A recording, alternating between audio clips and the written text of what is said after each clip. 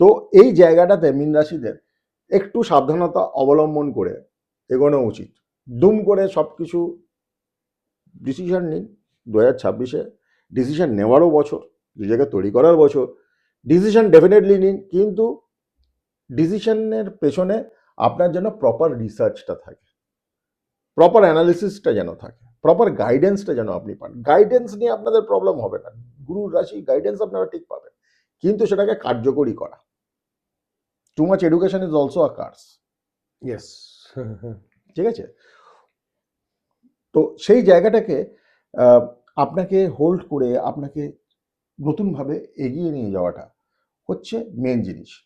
এবং মীন রাশির জাতক জাতিকারা একটা জিনিস করলে ভীষণ উপকার পাবেন, সেটা হচ্ছে জলে একটু হলুদ মিশিয়ে স্নান করা।